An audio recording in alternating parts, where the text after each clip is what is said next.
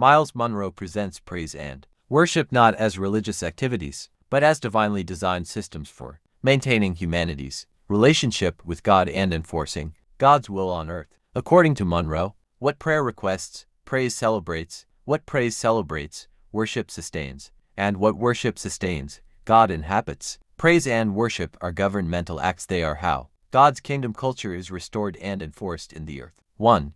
Praise and worship, clarified with strong emphasis. Praise, the language of acknowledgement. Praise is vocal, expressive, celebrative, declarative. Munroe emphasizes that praise is what humans do when they recognize value. You praise what you admire, trust, and esteem. Therefore, praise reveals what truly rules your heart. Key emphasis. Praise is not a response to circumstances. Praise is a response to God's unchanging nature. Praise proclaims God before he acts, not after. Praise announces God's sovereignty publicly. Worship, the language of surrender. Worship goes beyond words or music. Munroe defines worship as the act of submitting your entire life to the worth and authority of God. Worship is internal, intimate, sacrificial, lifestyle-based. Strong emphasis. Worship is not singing. Singing is an expression of worship. Worship is alignment, yielding your will, plans, time, resources, and identity to God. Worship restores man to his original design,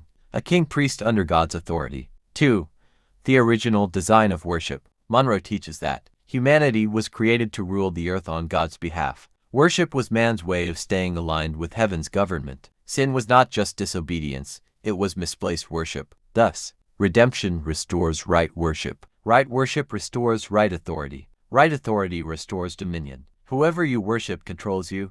3. Praise as a spiritual weapon. One of the strongest emphases of the book is praise as warfare. Munroe explains, praise confuses the enemy. Praise releases angelic assistance. Praise invites divine intervention. Praise silences accusation and fear. Praise is especially powerful when circumstances contradict God's promises, emotions are under pressure, the outcome is not yet visible. Praise is faith speaking before evidence appears. 4.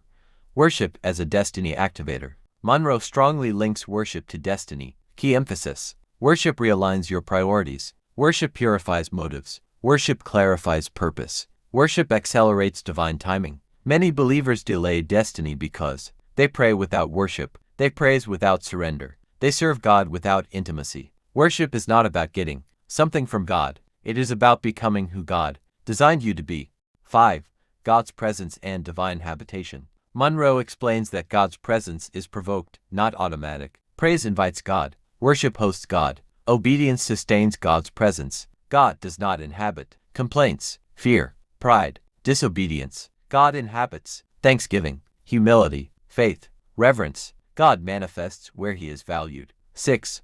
Corporate praise and worship, multiplied power. Munroe places heavy emphasis on corporate worship. When believers worship together, authority multiplies, faith intensifies, unity attracts divine endorsement, vision is released. Churches that neglect worship become program-driven, entertainment-focused, spiritually weak. Churches that understand worship become vision-driven, spirit-led, kingdom-impactful. Corporate worship is not music, it is national alignment with heaven. 7. Worship and leadership. Strong leadership focus. Munroe insists leaders must teach the purpose of worship, model authentic worship, protect the atmosphere of worship, refuse performance-driven worship. Poor worship leadership produces emotional highs with no transformation, noise without authority, attendance without impact. True worship leadership produces conviction, direction, power, transformation. 8.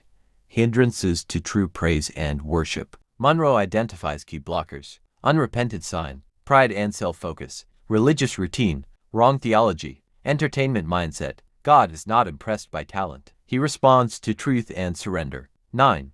Practical disciplines emphasized in the book. Daily practices. Begin each day with thanksgiving. Speak God's attributes aloud. Worship privately before public activity. End the day with gratitude. Lifestyle practices. Obey quickly. Guard your heart. Live consciously before God. Honor God with your resources. 10.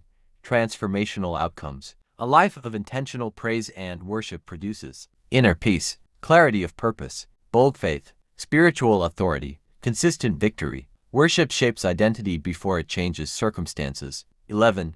Final core emphasis summary statements. Praise is what you say about God. Worship is what you give to God. Praise opens the door. Worship keeps the door open. God does not seek singers. He seeks true worshipers. Destiny flows from worship, not effort. Authority is restored through surrender. For more insightful and faith-lifting audiobooks, do well to like and subscribe to this channel. Thank you for watching and listening to us today.